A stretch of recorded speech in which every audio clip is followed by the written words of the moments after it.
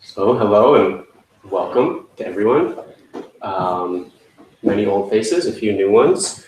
This event is put on every week. Academy, which is a full-time training program located up in Lowell, Vermont. So welcome here today in Burlington, where you'll be speaking, and hope you enjoy yourselves. Feel free to move around as you need to, or go to the bathroom as you need to. There will also be a few breaks that will be mentioned throughout.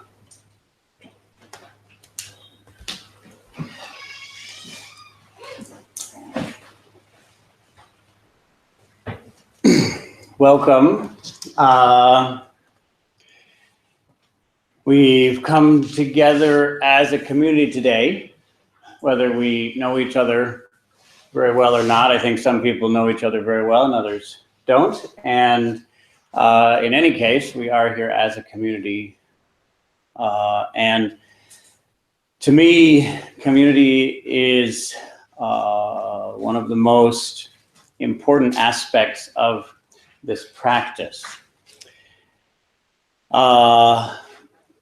Many of you who have been to our center met a teacher named Girish, who spent 12 years in monasteries and is now teaching in a number of different contexts.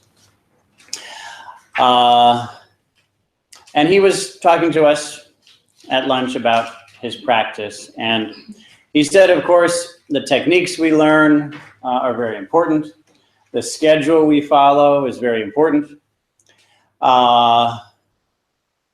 The teachings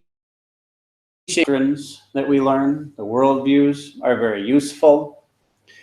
But even more than all of that, even more actually than the insights that he had in his meditation, the thing that changed his life the most was community, was living in community. Because when we're in community, we end up spending time with people who don't see things the way we do. And what could be better than that? So he needed to spend time with people who he wouldn't have chosen to spend time with if he could have avoided them. He had to negotiate with people who he wouldn't have negotiated with if he could have helped it. And he had to be there for people in ways that he wouldn't want someone to be there for him. And when we are put in a situation of community like that, then we have to start looking at things in ways that are new for us. We have to make adjustments. And those adjustments are often the most powerful steps that we take in our practice, even though sometimes they're the most uncomfortable. So a long time ago, I guess it was 8 years ago, 6, 7 years ago, not sure how long, somewhere between a day and 100 years ago, we started this organization. And we called it the Center for Mindful Learning because we were mostly focused in schools. But increasingly, this point, community, became more and more important. And so we went from being a group of people who got together in the same way that most of us get together with our colleagues, 9 to 5, and having certain meeting certain financial goals. We went from that to creating programs in which we came together much more often, in which we could connect much more deeply, had weekend retreats, eventually had week-long retreats, so we were living together for a week at a time, which is a pretty long time. You know, you can fit a day, and it gets hard to fake it for a week. Let's put it that way. It's just harder to pretend that we're okay with someone who we're not okay with. So, well, right, that's true, but that's a long-term relationship. So, so it's more effective.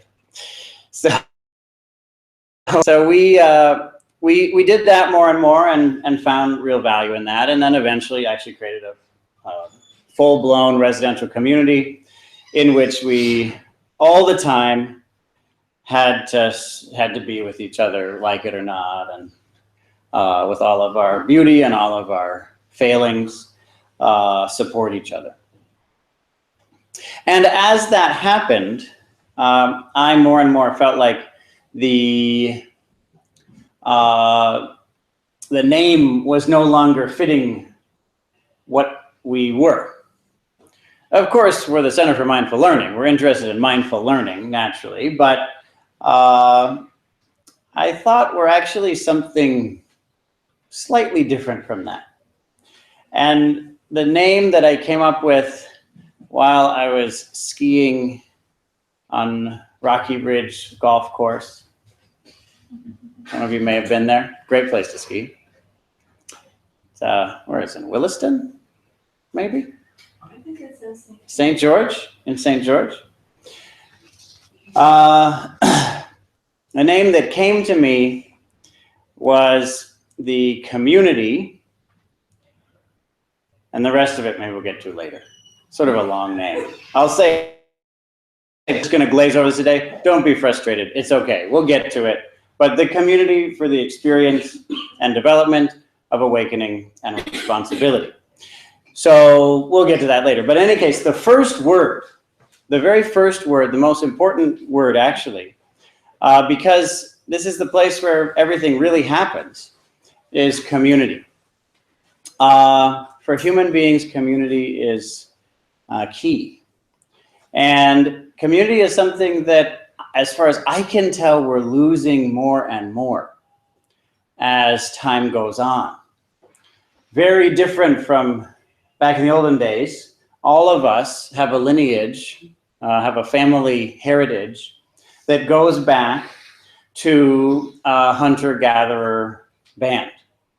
all of us came from hunter-gatherer bands. Everyone in this room and every human being in the world their family used to live as hunter-gatherers in a small band. And that band was our entire world. That was it. That was the whole world. And everything that happened within that context. Now, occasionally you might marry someone from a different band, a neighboring band perhaps, and there'd be a little bit of communication. Maybe you have uneasy trading with neighboring bands as well. Maybe there are wars with neighboring bands, so there's some sorts of relationships, but that band is what it is. And that was a time of enormous intimacy. And we've gone from that to, let's just skip the stages for now until we come to, which is different from a hunter in a lot of different ways. Now I should say, first of all, that I'm not an expert on this subject because I've never used Facebook. But I know people who use Facebook and I've heard about it. And as far as I can tell, it's on a computer, right? Yes? And you have friends. Yes? Friends. In hunter-gatherer times, you'd have 2 dozen, 3 dozen, maybe in extreme cases, 100, 150 friends, many of whom are your enemies. Nowadays, I guess you have more than that, right? You can have lots of friends on Facebook, right? Some people have hundreds, apparently. That's what I've heard. Thousands is common. What? Thousands. Thousands is common. Exactly. Thousands. Hundreds is common? Hundreds is common, thousands is possible. 1,000 is common. All right. So there it is. Look at that. 1,000 friends with whom I hear you have daily intimate relationships, right? You know each other really well. You know everything about each other, right? No, it's wrong. You might as well say wrong. You know perfectly well that I'm wrong. That's not true. You're not in intimate relationship with perhaps all of those people, honestly, but at least most of them. One of the biggest impacts that has happened to community ever since the internet is something which I believe is extremely dangerous in the world and seems to be tearing the world apart and perhaps endangering the world, endangering perhaps life on Earth. And that is that increasingly we base our community on who we agree with. More and more, we interact with people with whom we agree. Less and less do we interact with people with whom we disagree. And when we are interacting with people who disagree with us, we typically try to avoid points. Disagreement is very uncomfortable. And so we more and more find ways of choosing our friends according to our views, according to our beliefs, according to our perspectives. And so now we have just one example is that right now the world and this country in particular is quite divided between people who seem to be living in totally different worlds. Worlds that not only have different sets of facts, but actually have different sets of laws. Not laws in terms of the country's laws, but laws actually perhaps in terms of the laws of nature, literally. Certainly in terms of the laws of human nature. And the communication is getting worse and worse. Oftentimes when we think of community, we think the people who we agree with and who we like and who who agree with us and who like us, and that's what we want in a community. But I'd suggest that those are not useful qualities to search for in a community. It's a strong statement, actually. Those aren't things to search for. If you're looking for a community, those things just aren't. Do people agree with us? It doesn't really matter. That isn't what love is based on. That's what like is based on. Do we find it easy to say things back and affirm each other's perspectives? Is that really how we should build a community? I'd say no. There's something else that's far more important, and that is that regardless of whether we agree with each other, we will be there for each other. Now that is a good foundation for a community. Because if we don't have the opportunity, let me put it this way, if changing our mind about something, if that is punished with loneliness, none of us will be able to learn as our lives proceed. It's essential that we have the ability to see things in new ways. And sometimes when we see things in a new way, it'll be a different way from the people who we're close to. And if they then see us as no longer part of the community, then we're punished, you could say.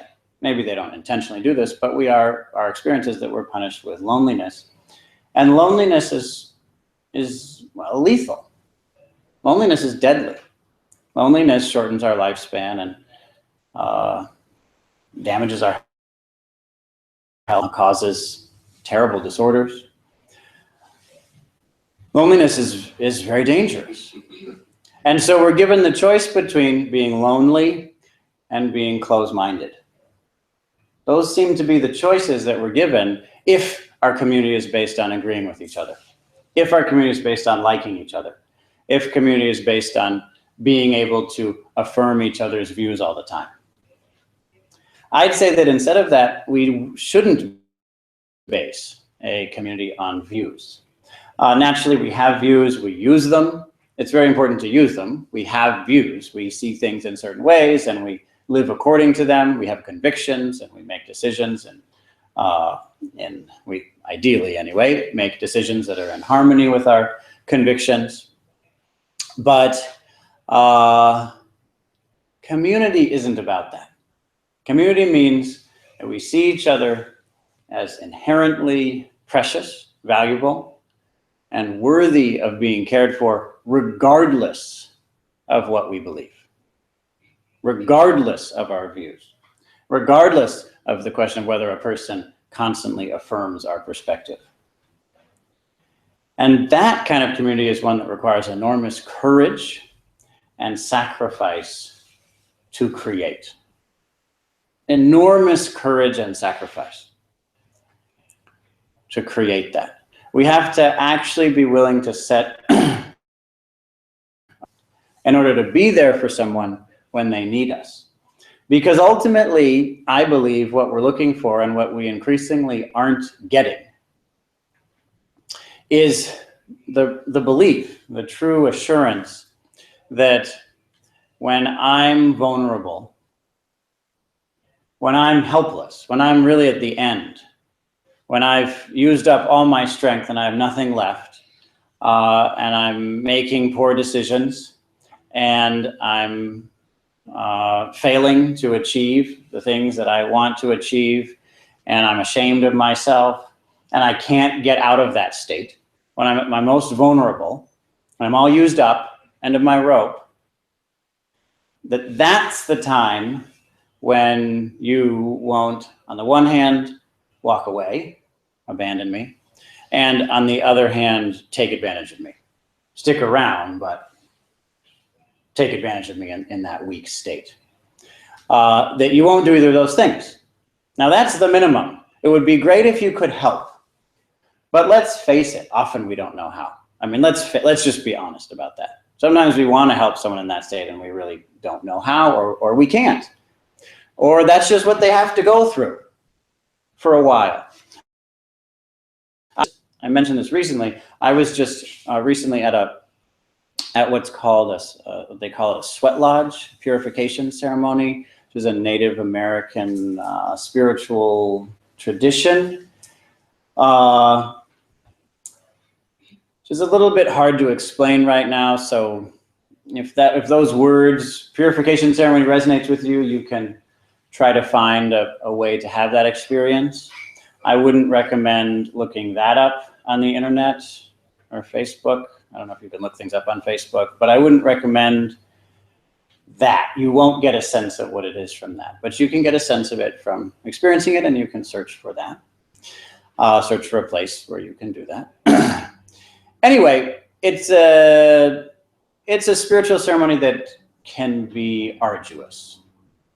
It can be trying. It can be exhausting. And frightening. Not necessarily. It can be joyous and relieving, and sometimes it can be difficult. Like, well, everything else in life, you know? So, as I like to say, it's the same as life, just more. So there I was in the lodge, and the person who was leading the lodge gave a little talk beforehand. And he said, you know, sometimes when people are in these lodges, they really have a hard time. And you should know that in the way he was speaking, there's a good way to talk is to talk about the spirits, that there's kinds of intelligence that we are able to associate with, that we're able to connect with in these ceremonies that aren't in the normal kind of consciousness that we may have as we're walking around and living in the modern world. So he said, you know, sometimes people go through difficult times in these lodges. And sometimes the spirits will provide you with a difficult, arduous, even painful experience, because that's what you need to go through. And so if you're sitting next to someone who's going through a really hard time, you may know it. It may become clear to you that they're having a hard time. The best way to help them is to do nothing for them, to let them, and to just hold the space. Be present in the space, including with them, but actually present with everyone. You're present in the ceremony, and you don't turn to them, you don't touch them, you don't reassure them. Let them go through what they have to go through. Because you have the confidence that they can, that the spirits are providing them with exactly the experience that they came for. Now, that I think is quite a different approach from the normal way that we think of friendship in our society, because for us, there are really two ways that went over one already, which is that we want people to agree with us. We want people to, and that feels like people are caring for us. Feels very reassuring. And the other is that we want people to allow us to avoid discomfort, physical discomfort, emotional discomfort. And so if you had a person who could always affirm everything that you think and always help you to avoid anything bad, that person might seem like a really good friend. I think a lot of our community is based on trying to find a place where people can be like that. But what he's saying is that that isn't the basis of friendship. If a person needs to go through something uncomfortable, let them. That's friendship. Don't help them to allow them to experience discomfort. Help a person to go through what they came to go through. That's friendship. That's belief in a person. That's intimacy. Of course, you're holding the space. You're not walking away. You're not leaving. You're not saying, oh, you're going through a hard time. I don't want to deal with this. I'm leaving. And you're also not saying, stop having a hard time. I don't want you to have a hard time. Stop it. Don't be sad. Don't be angry. I don't want you to have those experiences. I'm going to make it so that you don't have those experiences. These certain approaches to friendship, which I think are worth studying. The idea that you'd hold this space, let them go through what they're going through.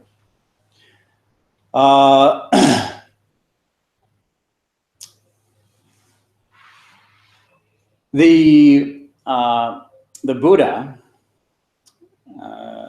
certain religious teacher who was the founder of what we now call Buddhism, and in English we call Buddhism, he said something very nice. He said that friendship is the whole path. The whole spiritual life consists of friendship.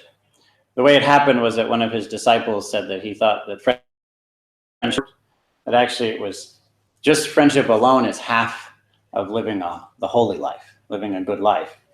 Half of that is friendship. And then the other half is other things. Nothing, which is say nothing is as important as friendship. And the Buddha said, don't say that. That's not true. And his disciple said, I'm sorry, how should I say it? And he said, friendship is the entirety of the holy life. Friendship is the whole thing.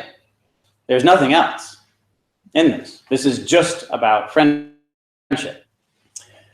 And why? Well, because it's due to learn this path, that we can walk this path, that we're shown how to make progress on this path. And as we make progress, we're a friend to others. So there it is. Friendship is the whole thing. Friendship is the beginning, the middle, and the end of this. And at another time, in defining friendship, one of the qualities that he said is very important for friends to have is that they're willing to disagree. If you have someone who you're wrong, they're not a friend. Know that. It's important to be clear on that. A friend is someone who, when they see that you're doing something irresponsible, will call you on that and will try to help you to stop doing that. Because if you keep on doing it, it will lead to your suffering for a long time, to the suffering of perhaps those you love, suffering of others for a long time. And so they'll try to help you. And that's hard, you know? Because sometimes we really try to help someone and they get mad at us. That's this is something that story I've often told. I don't know if I've ever told it in your presence, so maybe you'll disagree with this. But at one point I remember it this way. This is my mother over here. And at one point we were talking about meditation, and this is how I recall it. You can tell me if you recall it differently. But you said meditation is a very good path for purifying your heart, purifying your mind. A good way of purifying. But another more effective way of purification is that you love someone, and so you do something to help them, and they hate you for it.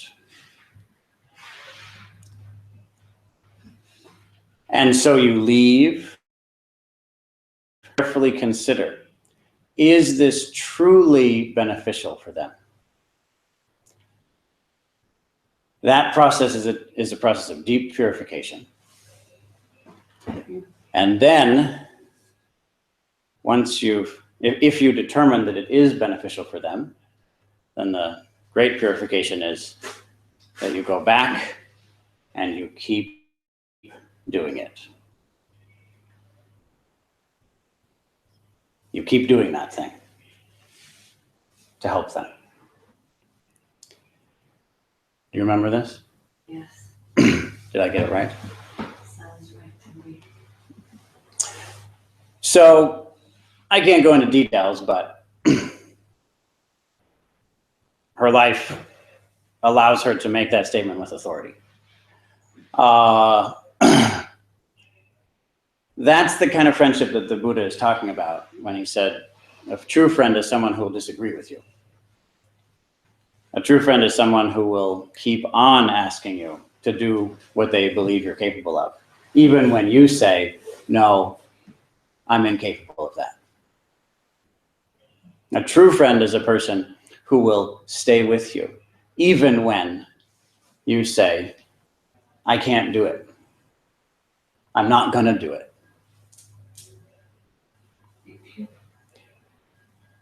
When we do what's wrong, they still stick around.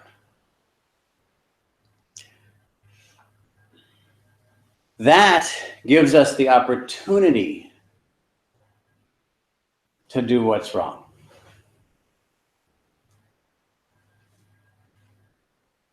And we need that in order to come to the point when we can do what's right. To be able to fail. We need to be able to disagree.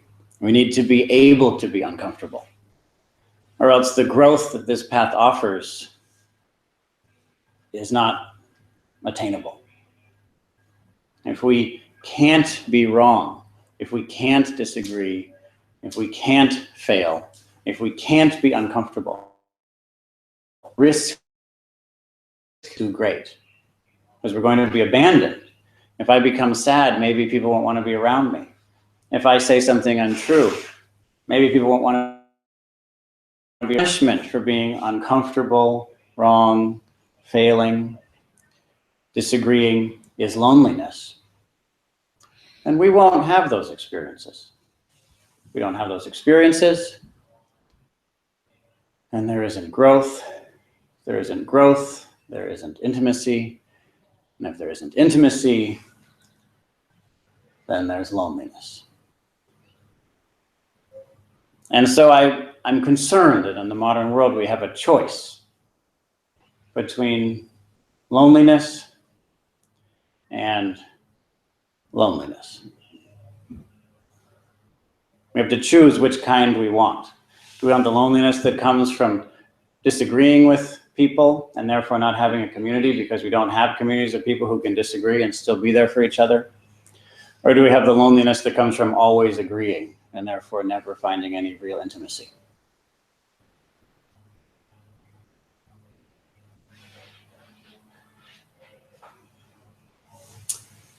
I believe that here we're building a place where we can say, you can count on me. I'm not going to walk away. I'm not going to take advantage of you. And that, if we say that, then we'll feel immediately that we're making the statement, I'm willing to sacrifice. I'm willing to sacrifice what I want, what makes me comfortable, what's convenient for this relationship. I'm willing to make those sacrifices. And in my experience, in my personal student and a teacher, as a family member, as a friend, in my experience, that statement, I'm willing to make sacrifices for this, is invariably the place where true growth begins. That's the place where it starts, where we're able to say that to each other, and both people who say no, we're not committing to agree with each other, and we're not committing to keep each other comfortable all the time. That's not what we're committing to. On the contrary, we're committing to not abandoning each other and not taking advantage of each other. We commit to that. And under those circumstances, transformation can take place, and in my experience, always takes place. So this to me is the necessary and mysteriously sufficient condition for walking a path of growth and fulfillment. And it's why it's the first word in this name, community. Let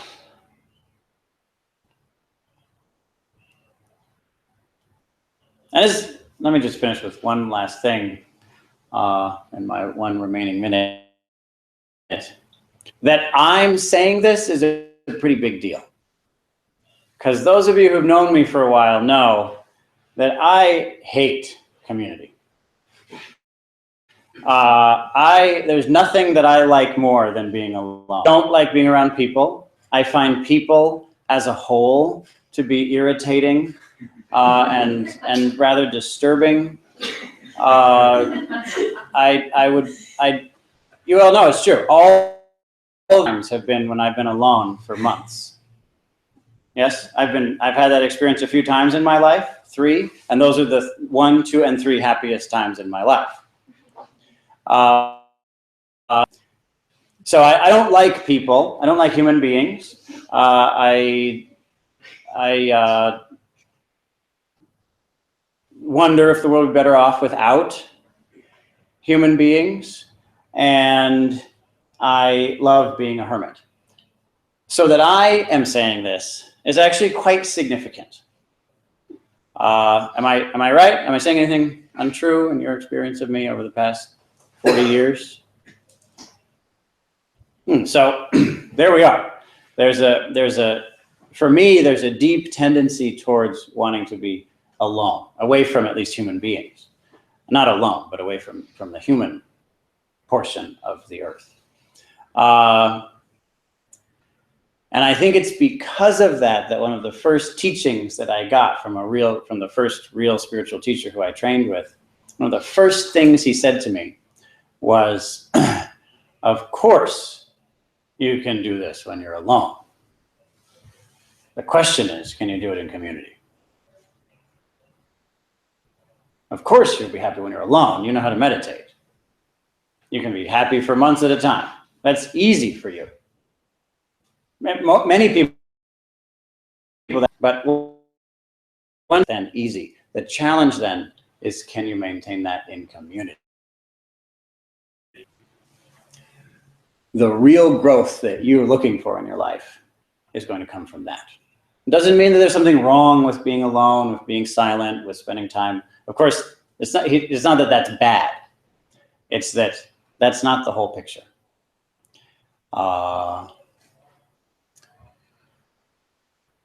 And so let's explore that in what may seem like a counterintuitive way, by sitting silently without talking to each other and seeing if the one person who we still interact with is a person to whom we can say, you can count on me. Let's see if we can treat ourselves with that deep, true, uncompromising friendship.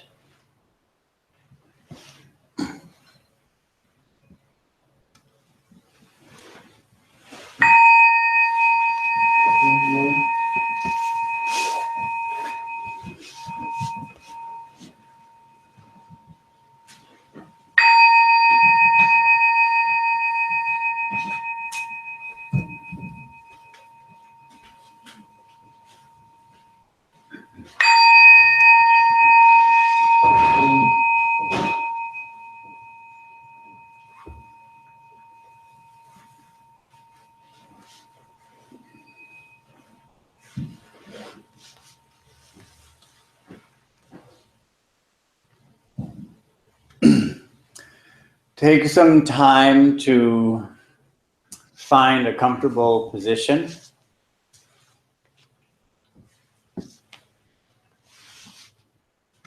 In general, if we're sitting for a long time, and for now we'll be sitting for about an hour, it's good to have a straight back. If we don't have a straight back, then it may be painful, but even more significant, it may put pressure on our backs in ways that can cause gradual damage.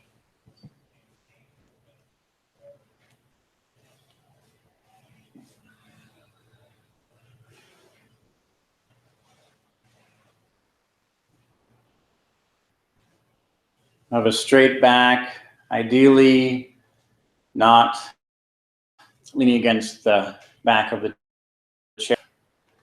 you need to do that, that's fine. But you may want to try sitting by moving forward on the chair so that you're away from the back and support your own weight.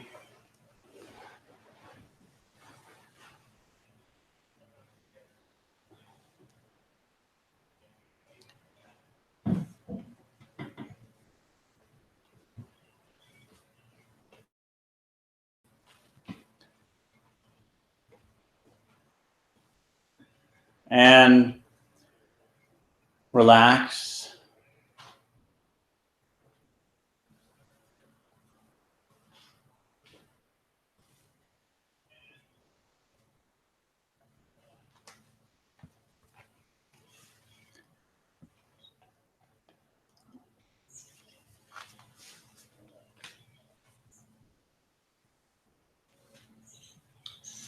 So that you're maintaining a tall, relaxed posture.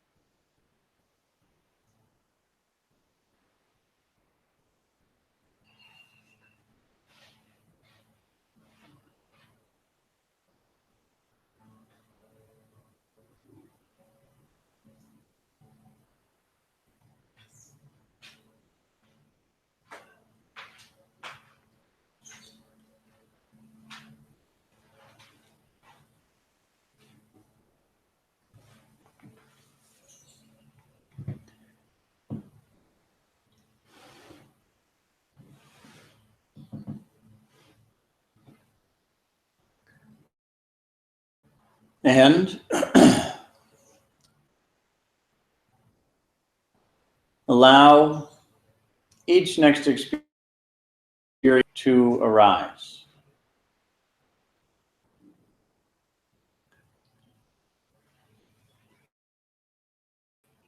Pay attention to each next experience you have, whatever it may be.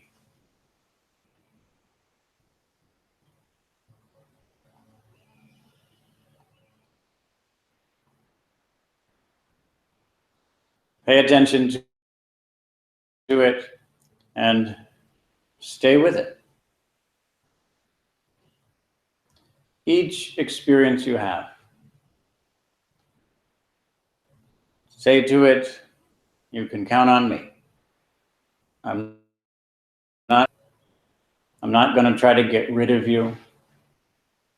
Even if you're making me uncomfortable, I'm not going to try to get rid of you. I'm not going to try to manipulate you into the experience that I want you to be. This experience, yes.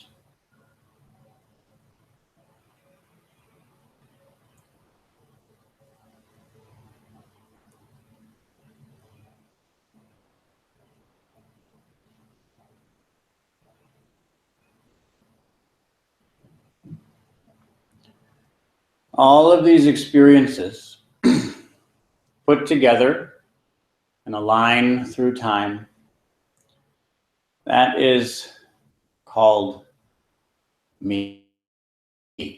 That is called myself. Each of these experiences is you right now. That is you right now.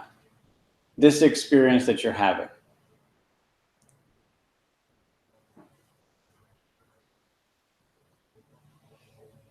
Be trustworthy for that person. Be there.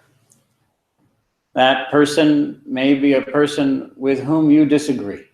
You may not want that person to think what they're thinking. You may not want them to feel what they're feeling. That person may make you uncomfortable. That's okay. Be there for that person. Stay with that experience.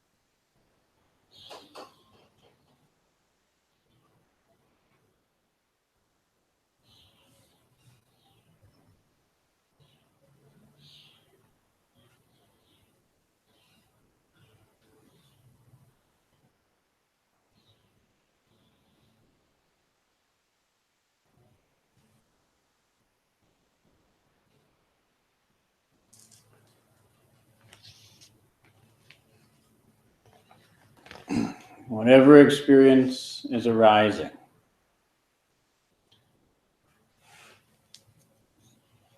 accept that experience.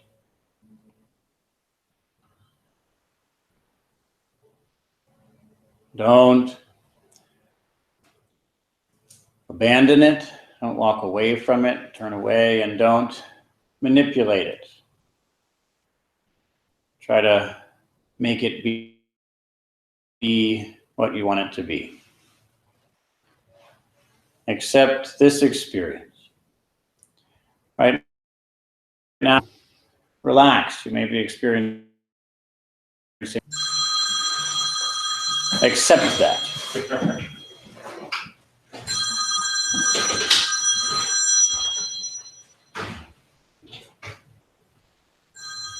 Be there for it. And naturally, you may be experiencing tension. Fine. Accept that.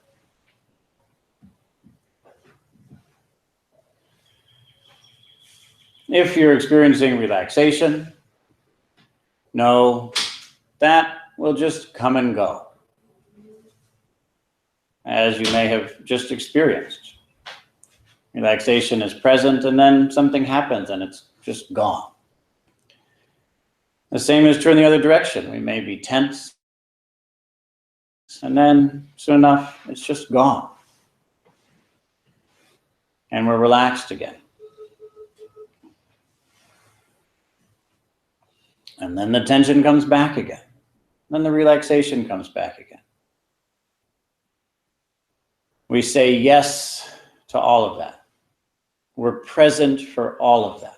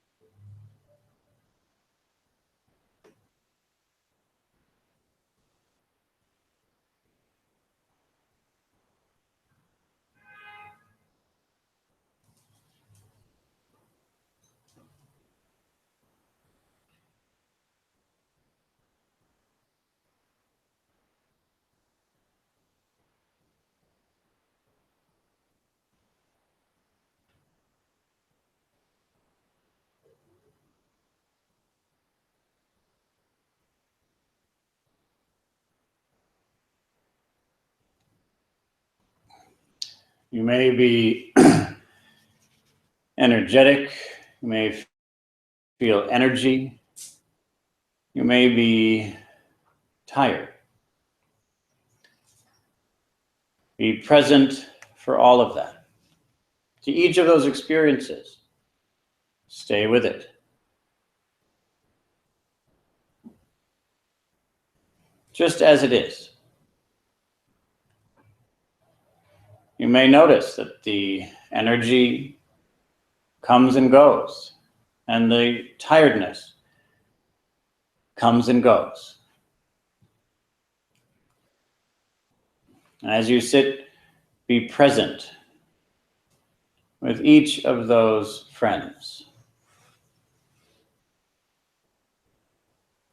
You may like them and you may not. In any case, treat them like friends. You don't have to agree. We don't have to be comfortable.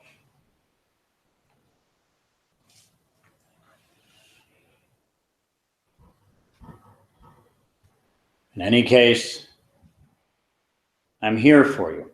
And here for your own experience means that you're willing to experience it. That's all. Doesn't mean that you fix it. It means that you're willing to experience it. Willing to experience the arising and passing of relaxation or tension, of energy or exhaustion. Willing to have those experiences.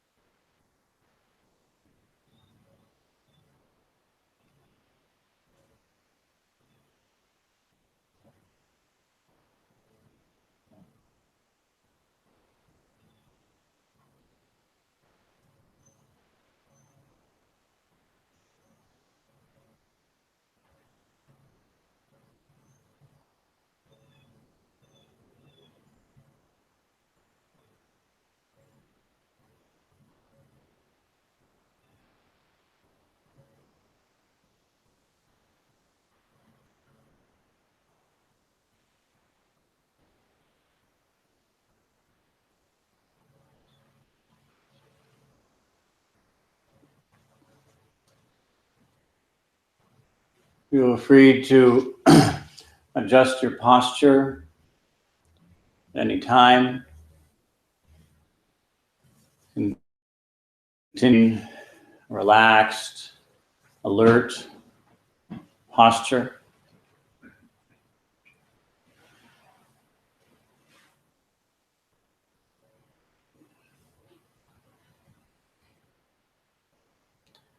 And then continue with the exercise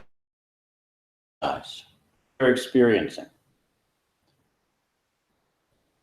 Be willing to experience it.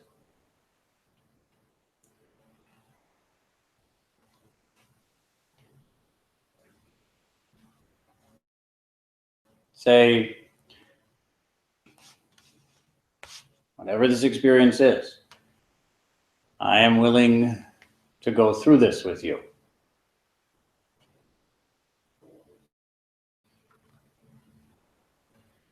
I'm willing to have this experience. And I'm willing to lose this experience. And for this relaxation or tension, energy, exhaustion, comfort or discomfort, clarity or confusion, when it's time for that to end, very good, you can go. I won't imprison you here. It's okay. You can go.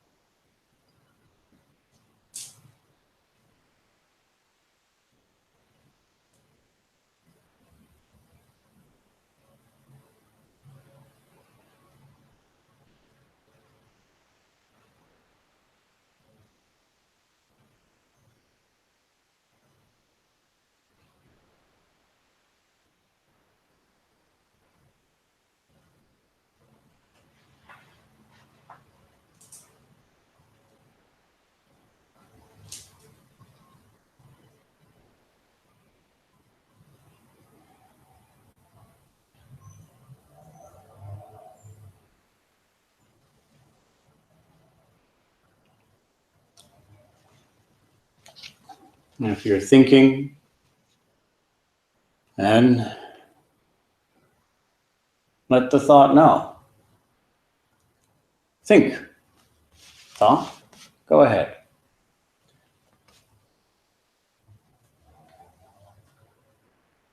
You can count on me. I'm here for you. I will have the experience of a thought. And if there's no thinking, very good. Clear mind, empty mind, you can count on me. I'm willing to have this, not thinking. If a comfortable feeling comes up, very good. If an uncomfortable feeling comes up, very good. Whatever experience comes up, that is me arising.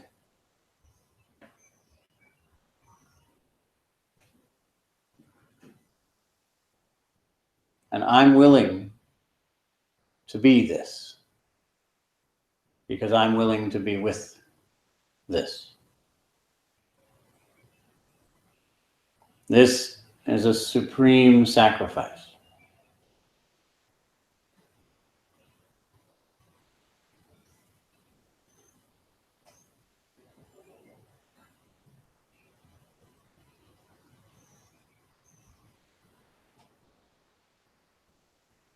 Because when we're willing to experience anything, we're willing to lose everything.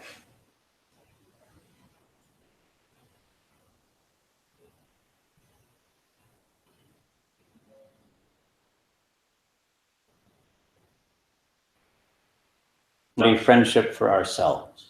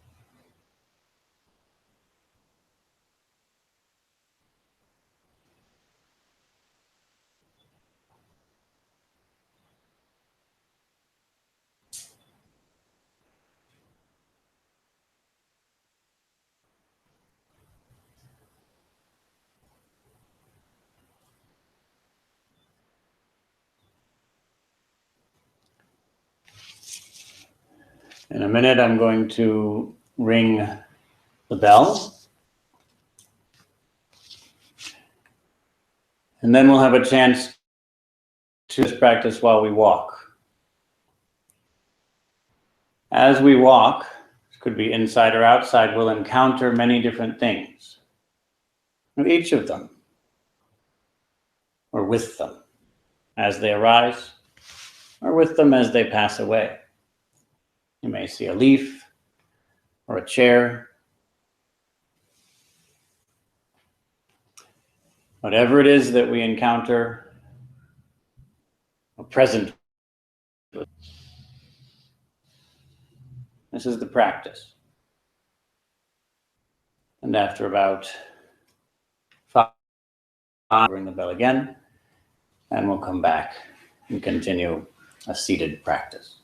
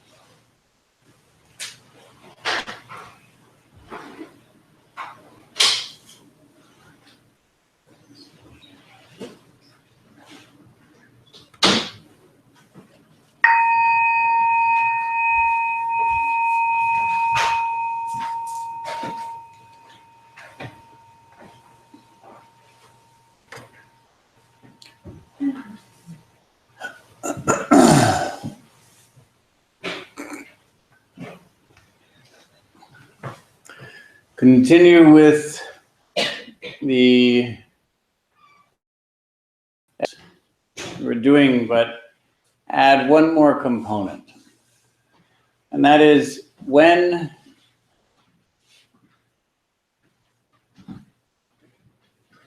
you acknowledge each next experience and affirm, you can count on me, here I am, having this experience. You may find sometimes that you can't do that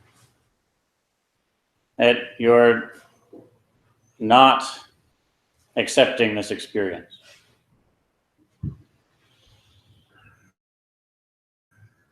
You're not going to be there for this experience. You manipulate it. You turn away from it. Well, then know that that is now the present experience, which you can again say, and then you can then acknowledge, and you can again say, you can count on me. I'm here. So you can have equanimity with an experience. And if you can't have equanimity with an experience, then you can have equanimity with not having equanimity.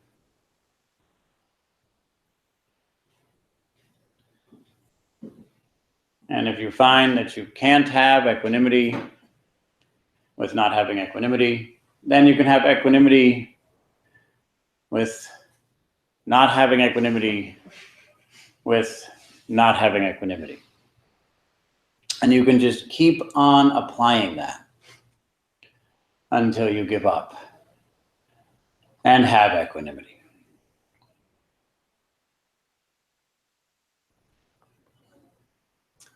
So continue with this exercise for a little while.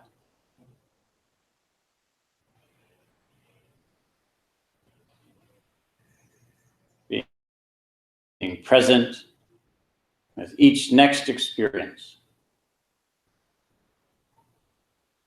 without abandoning it or trying to make it into the experience that we'd prefer.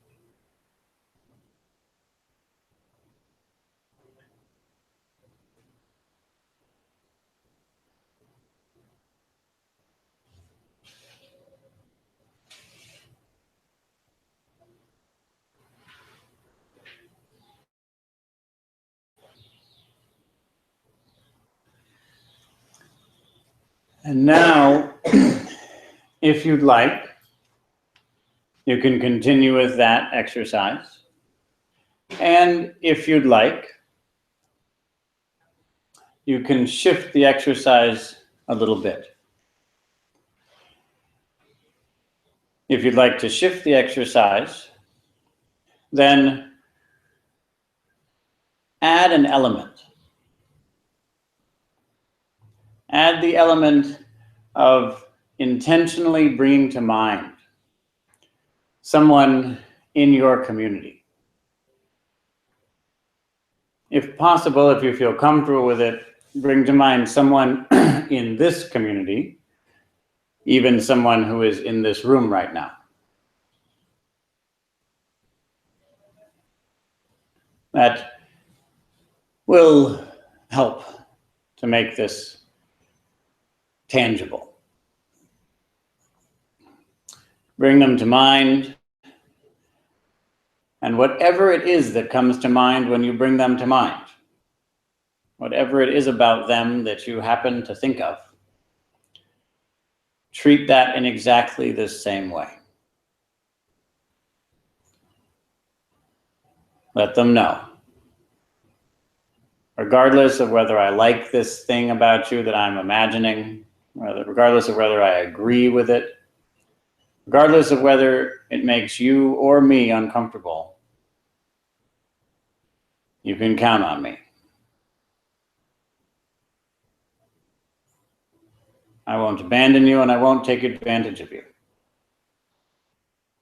And shift the experience of treating yourself, your own experience, with equanimity, with awareness, with presence. Shift that equanimity, that awareness, that presence to your thought of another person. Another person in your community, ideally someone who's in the room right now.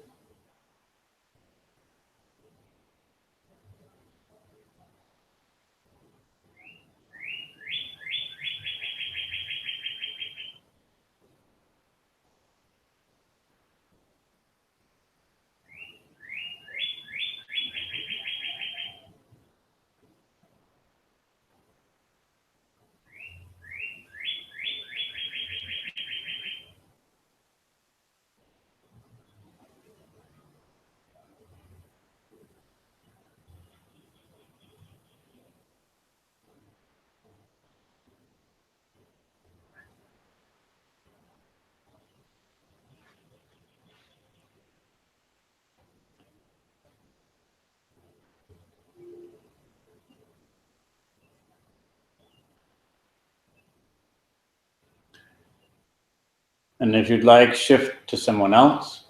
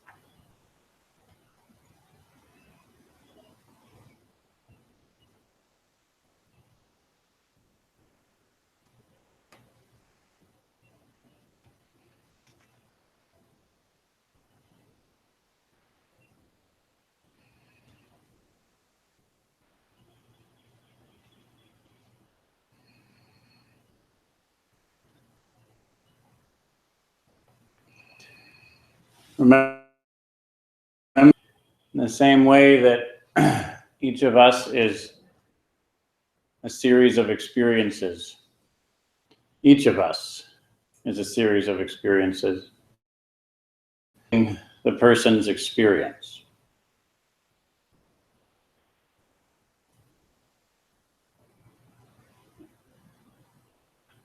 We're there for them, whatever experience they may be.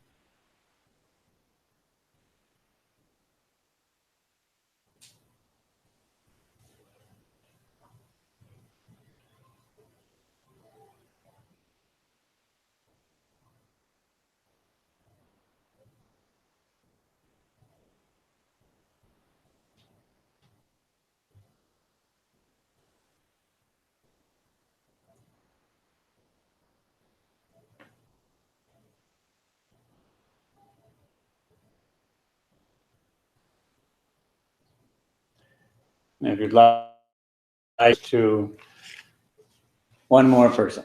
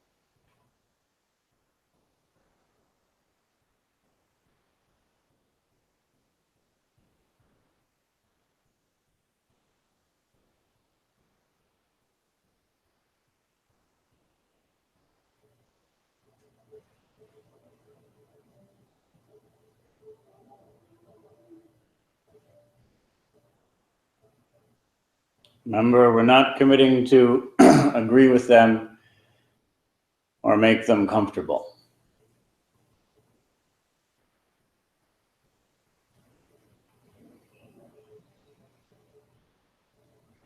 Committing to not abandon them or take advantage of them.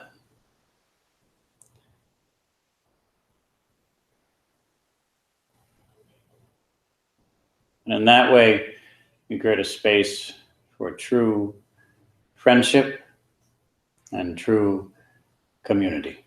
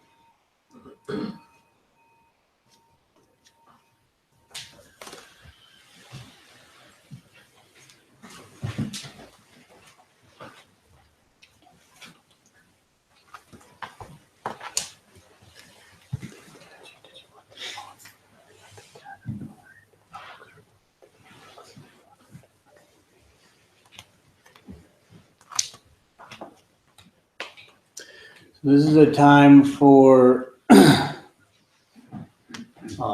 comments, reports, questions, and answers. It's really your time. You can make use of it as you wish. So whatever is best in your view, whatever will benefit you and this community. Mm-hmm. I have a question. In friendship and community, I sometimes find that I disagree with someone Mhm. and I think something else is better for them than what they're currently doing. But I have a hard time knowing if what I feel is best for them is actually really best for them, or if what they are doing is actually the best thing for them. So like making that decision is often very challenging for me, and I understand that it's helpful to like reflect on it, but still it's sometimes difficult. So I'm wondering if there's like a way that you do that, or like a specific method, or anything you found that's helpful. Yeah, there's a way that you do it, is that you acknowledge it's difficult. The method, which is you try anyway. Does anyone find that does? If anyone here doesn't find that to be difficult, then you can answer the question. Oh, yes. What's not? Yes. How was that? I was once told by my favorite astrologer, Rob Bresley, I don't know if you read the 7 Days, that my motto should be, I don't know. And that's helped me a lot. I can't say any more than that. It seems to help.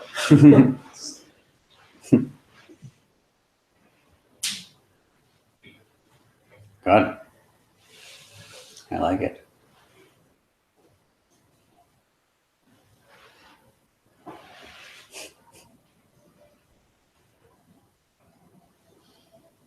It's a great question. I think what we're saying is that it's a question. We're not stopping it from being a question.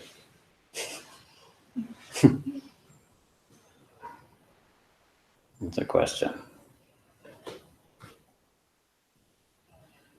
Anyone else have any other help for this? Yes? I like what you said to me a week or so ago, is that first you set aside your perspective and see the other person's perspective, and then you offer your experience. That has helped me a lot. Mm-hmm.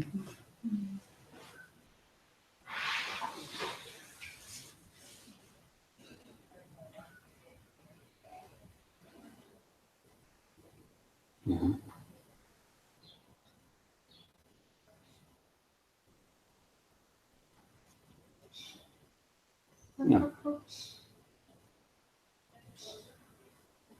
You know, one of the things I find most helpful is to very much question, can perspective? Am I able to see it?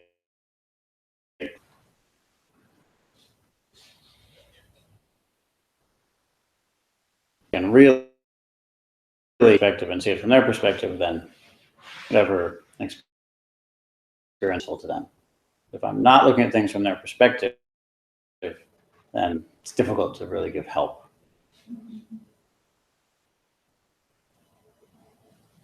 Yeah. Well, I think there's a lot of discernment in all of that, because you were saying how in the Sweat Lodge, the best thing was to let somebody suffer and go through what they need to go through, and not to interfere with that suffering, except to know that you're there, right? And then on the other hand, later you were saying how the best thing you can do is tell somebody if they're doing something wrong and that they're suffering because they're doing something that you know that they shouldn't be doing, and to feel brave enough and caring enough or whatever to speak up. So if you look at all of that, it's quite confusing. And I find it confusing. My husband was in a great deal of pain, and there was no right answer to what to do with that as the observer to that. Mhm. Do I sit back and just be with him with his pain? Or do I say, I think what you're doing is not helping you get out of pain. Mhm. You're just suffering more. Mhm. And there's been times when I've said something that was not from his perspective, but from mine. Mhm. That I wanted him to get out of pain, not necessarily for him, but for me. Mhm. And that's painful to me, Mhm. to let someone suffer. Mhm. So I found that it's pretty, it's quite a process to, in any given moment, to know what the best thing to do is. Mhm. Yes. Would that help you? Seems like we have a theme. But I think the point you bring up is very useful. That it's tricky and can feel untrustworthy from the perspective of someone else if we're claiming to be trying to help them when in fact we're trying to help ourselves. There's nothing wrong with helping ourselves, but there is a breach of trust when we are pretending to help someone else. If they're uncomfortable and we don't, and that's making us uncomfortable, and we don't want to be uncomfortable, so we want them to stop being uncomfortable so that we can stop being uncomfortable. But we say, I'm trying to help you. That can feel very painful and untrustworthy. So that's, I think, an excellent point. It's very good to see that and to acknowledge how often it is that we may be masking self-interest with compassion. So what do we do about that? Good news, it's not hard to do something about that. That's the good news. That particular one we can do something about, because we sit down and we come to the point when we can truly find comfort with pain. Whatever we're experiencing, we face that with equanimity. We're comfortable being uncomfortable. And to the extent that we're truly comfortable with that, so if we're in pain, that's okay. To that extent, then we know if someone else is in pain and that's putting us in pain, that's okay with us. It's okay with me that you're causing me suffering. Not a big deal for me. And that way our suffering isn't suffering. And yet compassion mysteriously remains. It's very mysterious. It's a very strange experience to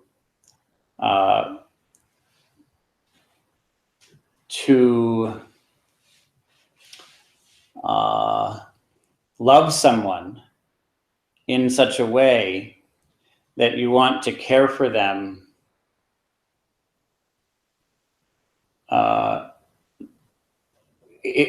through a motivation that isn't dependent on self-interest.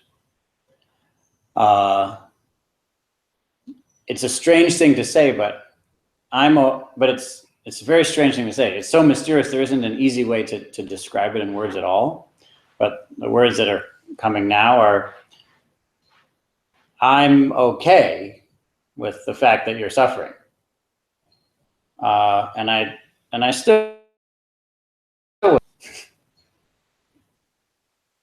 that make any sense? It's a very strange sentence. The way I say it, it sounds, but I'll tell a story that might clarify it. So Shinzen is a teacher who some of you know, and I was working for a while and helping him to, he doesn't type, so I was helping him to write emails, and I was typing for him, and someone who had just done a retreat with him got back to her life in this world that most people actually believe is the real world. They call it that on a regular basis. So that she got back to this artificial world, which we call real, and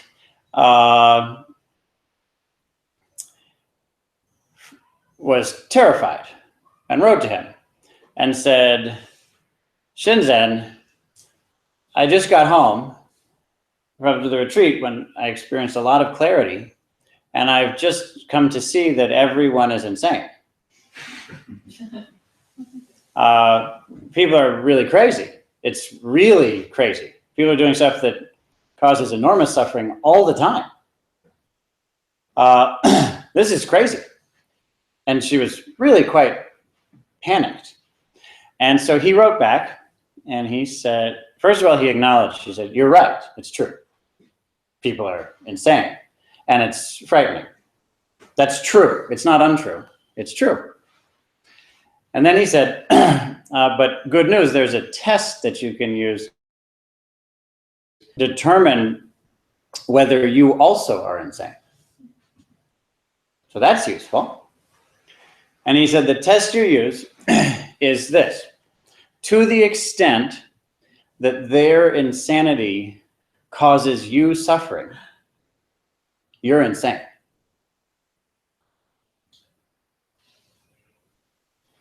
And to that extent, our help for others will be compromised. To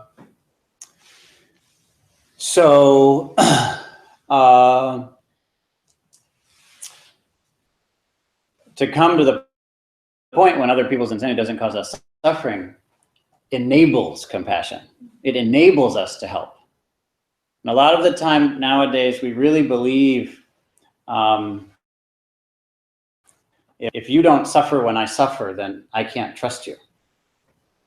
Yes? If I'm going through a hard time and you don't also, therefore, suffer with me, if your happiness doesn't depend on my happiness, then I can't trust you. And it's important to see that that's the opposite. That's it's the opposite of how it is. When a person's happiness is independent of our happiness,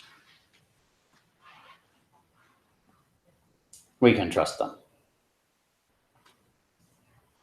When how happy we are doesn't depend on how happy someone else is, they can trust us. Because a kind of motivation arises that's pure compassion. That's truly in their interest. It's not masked, it's not mixed. It's not with self-interest.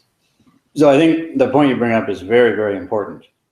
And it's courageous of you to say. And it's something that is very common for us.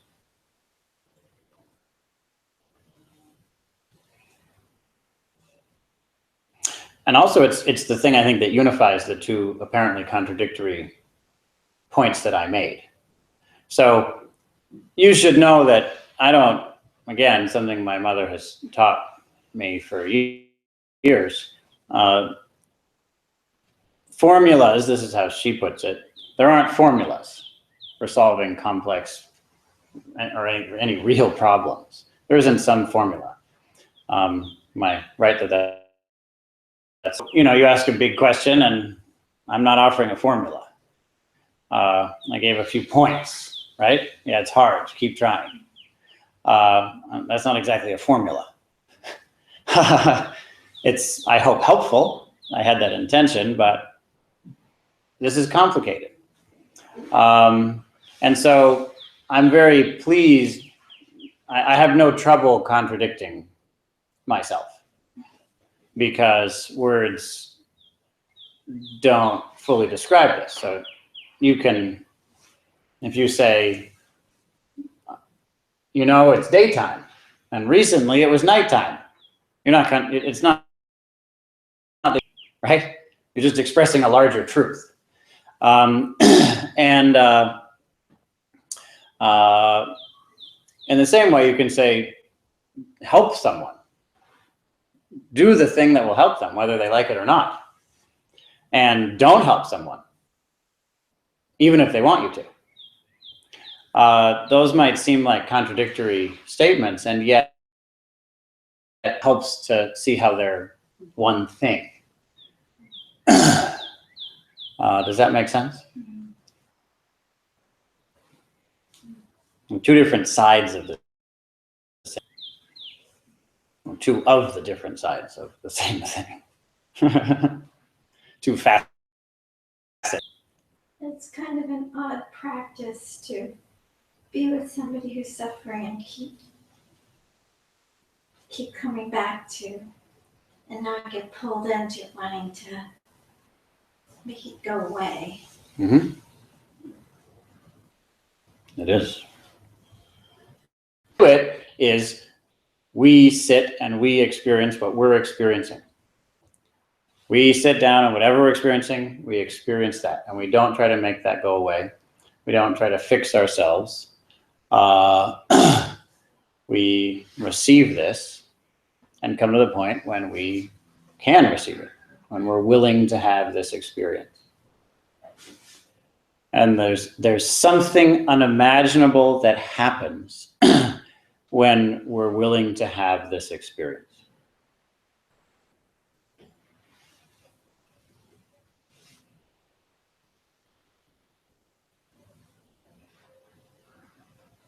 Yes, I'll let you two fight it out. I was just gonna say something quick on that. Yeah. What I'm gathering too from that, from what Andrea said, and that first we need to really see their perspective and see it from their perspective, is that maybe one of the best early steps is to really ask the person exactly what they're going through and explore the pain with them. And then from there we can help them better. Or maybe just sit with that, but help them explore that. Yep.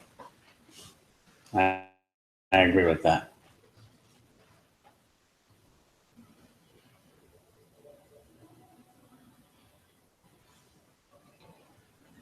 Yeah. Well, I thought a lot about in the past hour. I think that for myself as a long-term chronic fixer, I've attracted into my life many broken things. And so have experienced through that, the I will not abandon you part. I'm pretty good at that. And I will not take advantage. I've been on the other side of that a lot. I feel like I've given away an awful lot of myself in an effective way. And so it took me about 100 years to develop an idea of boundaries. And so for a long time, that was a sort of a defensive boundary. But recently, sitting in this room, I think, I've begun to set boundaries for myself. And there are places I will not go, which doesn't necessarily mean that I won't carry the basket, but I'm going to stay on the path. If other people want to stray off the path, fine. And when they come back, and I'm going to still have the basket. And I find that I'm a lot more effective than I used to be. Reflecting, using boundaries in a different way. And so I don't worry anymore about I'm going to do else because it just doesn't seem to work that way. And I don't worry as much about being taken advantage of because I have a boundary. And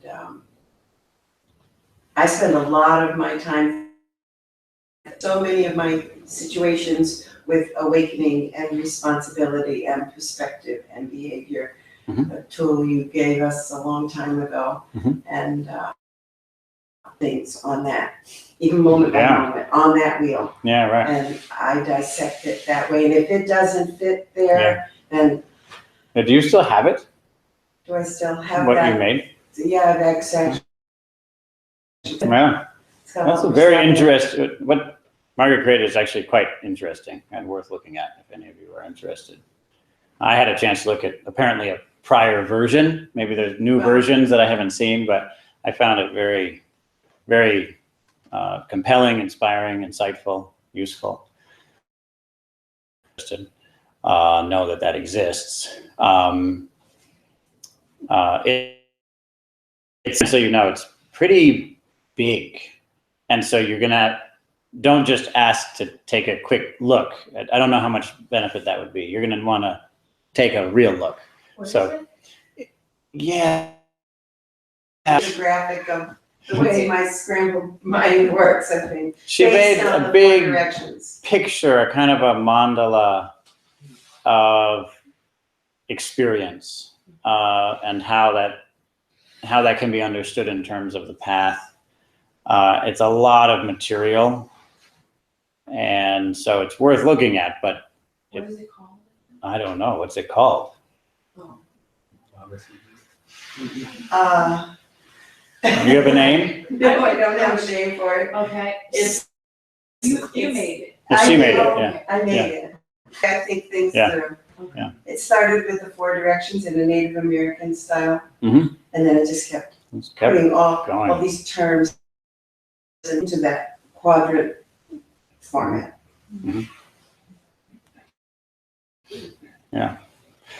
So I think what you're saying is very important, and one of the nice things about this practice is that as we experience this evening, we actually begin with ourselves. That's really all I've got. Yeah, that's the place we start. So we may think I'm not abandoning you, so that's good, and yet and that am I the other person in the relationship, me, is a very important question. As you say, we become more effective when we take care of ourselves equally, you could say. It's not that we're special, but to put ourselves above others makes us special, and to put ourselves beneath others also makes us special. I think I'm so holy. I don't need to be cared for because I'm so strong, and so those are two different kinds of abandoning ourselves, and it's very useful to do what you've done. Very, very powerful. And it's interesting. We all have our own challenges in this way, and one of the actually, you can take it even further. A lot of us actually take it further than that. So it isn't only I will abandon myself, but we can even take it to the next level, which is, this may sound like it doesn't happen much, but I find it look at things this way subtly. We don't notice it, but we do see things this way. And the way we see it is, well, in a simple form, if I'm not suffering, then I'm not helping enough.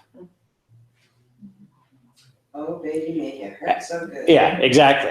And then you can take it further to, I can measure how much help I'm giving by how hard it is for me. And this just isn't an accurate way of determining how much help we're giving, and is deeply delusional. In India, they continue to have the sense that if you just mutilate your body enough, then you're making progress on the spiritual path. And the Buddha was very firm. It was actually the first thing he taught after his awakening, the middle way, just to say that to chase after pleasure, to indulge our selfish desires, this is not spirituality. This isn't beneficial. And to hurt ourselves and abuse ourselves and damage ourselves, this also isn't a spiritual path. It's also not beneficial. Between them, and this sense of the middle way is then possibly the most important term in the entire tradition. Way. That's what Buddhism is. And nowadays, it's funny, I talk about this and people say, what, in India, they hurt themselves? What are they crazy? Who would do that? We don't do that, those backward people. And I'm looking at, what are you talking about? It's such really, this is a common reaction of, what, they do that? How strange. But we do that. And I think the way we do it may be far more problematic, because whereas in India, they have a long-standing tradition of physically hurting their bodies. First of all, that's done in, again, communities who actually do take care of you to be sure that you're going to be somewhat okay. In general, it's done that way. It's a tradition. But second of all, the way we do it is emotional. We damage ourselves emotionally. We abuse ourselves emotionally. And believe if I feel bad enough, then I'm helping. Then I'm doing a good job. We don't do it within a skillful tradition of people who we do it alone. We do it internally, secret, and may even hide it. We may not tell the truth if someone asks about it. So that's very important for us to overcome. That sense that if I'm hurting enough, then I'm helping. It's just not how it is. That's not an accurate measure. Yes. You know how much time we have, right? No, I can't see it. A minute. I was thinking that like helping, it can be painful, but not in that like self-flagellating way of like. Right. That's right. It's like a letting go, just like from my process as like becoming a nurse and nurse practitioner, like realizing that like that the giving up the idea that I am going to be helpful to everyone is painful. Yeah, right. But that actually is Right. giving up that idea that I have to be helpful. Yeah, right. So, Wow. and that's actually my most effective, is when I can hold both of this. Yeah. That's a good thing to finish with. That's good. Well, you see how much wisdom we have in this community. I don't think in this, at least for the past half hour, I added much. I was just repeating what you said. And that's a very good sign. It's very exciting that we have so much experience, so much compassion, so much wisdom in this community. And let's keep it growing. We've been doing this for many years, and that's created a foundation of friendship that is of enormous benefit. This is a time when we can give announcements about ways that we, individuals or as a community, can be of benefit to the larger community. Would you mind just introducing the document that we have so that everyone knows about it? Come up here, maybe. Sure.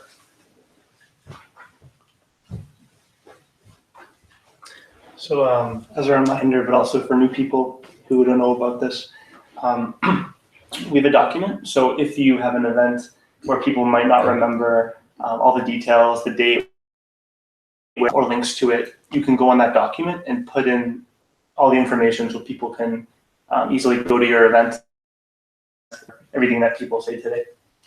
So it's on the emails we send out every week. On the bottom, it's on the events. And if you're not on our email list, there's a sign-up sheet on the table outside, and then we'll get you on the list if you put your information down. So thank you. A list of things that we can do, any events that may be happening, anything that we can get involved in to make the world better. And does anyone have any in that vein? I get messages every day on my phone from the Red Cross Blood Bank. They're desperate for pheresis donors in particular, and of course blood donors Great. every day. Excellent. Thank you. Thank you. Anything else? There's a number of events coming up at CML. So we moved to a new property recently up in Lowell, which a number of you have been to. Some of you last weekend, 3 or 4. One spent the night, and we're always welcoming people to come for any length of time. So if you're in the mood to get out of the city, you can come up. We have a few retreats coming up. One starts this week. That's too short notice. There's one that starts on the 10th of July as well. And that goes for 3 days, or you can stay for 7 days. So yeah, don't be a stranger. Come through for lunch, or for an overnight, or for a week. And there's information about that out there, or you can come talk to either of us or some of the other people who have been up there. Raise your hand if you've been up. Oh, okay. This. Look at that. Yeah, you already know. So great. And in the spirit of what we were saying earlier, we could use help. We could use a lot of help with a lot of things. You look at Jacob nodding. So there are a lot of different volunteer opportunities up there. And we'll give you food and a bed, and friendship, of course. So please come up and help us to, I don't know, mow the lawn, or wash some dishes, or clean the floor, or write something. There are lots and lots of different possibilities. And just you being there is already a gift. Yes. Will this recording be online, posted somewhere where people can? Can you talk about that? On YouTube, link to it. So this is a live broadcast. Yes, and then there's a lot of old audios. And how would anyone find it? It's available on the website. Website? centerformindfullearning.org. Does that make sense? There's a number of bars, and one of them is like audio. So if what I'm saying is confusing, I can show you, but it's fairly straightforward when you're there, centerformindfullearning.org. And yeah, there's old audios on the SoundCloud, and there's a YouTube channel with many, many Sunday sits. So the YouTube channel is named CM Learning. And will this one be sent out in an email? This particular, People on the email list? No, these aren't sent out. They're just on YouTube. CM Learning.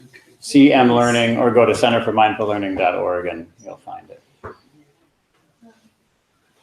I get notifications from YouTube. Yeah, you can sign up for that. Because I That's right. subscribe to the channel. That's right. And if you can't come on a Sunday, when I've gone out of town, tuned in and you can see it live, right? Yeah. Just go on the website, and I think it's under events. Yeah. Wow. And it's a live podcast. That was fun. Very good. Nice to be with. Yes, go ahead, please. Announcement thing, it's not next, Minor Justice March is the weekend after, right? Yeah, it's on the 17th, but I'm not gonna be here next week, so I'll announce it. So there's gonna be a march, in support of, migrant justice, so, migrant, farm workers, who have had an agreement with Ben and Jerry's that Ben and Jerry's was going to have some oversight that the milk that they receive has fair labor practices. They signed they agreed to it 2 years ago and they haven't actually. And there's going to be a march from Montpelier to the Ben & Jerry's factory in Waterbury, which is 13 miles, I think. Great. So it's an all-day march on the 17th, Saturday the 17th. Great. Starts at 7 a.m. from the state, somewhere in Montpelier. I'm sure you can look at the Migrant Justice website. Information.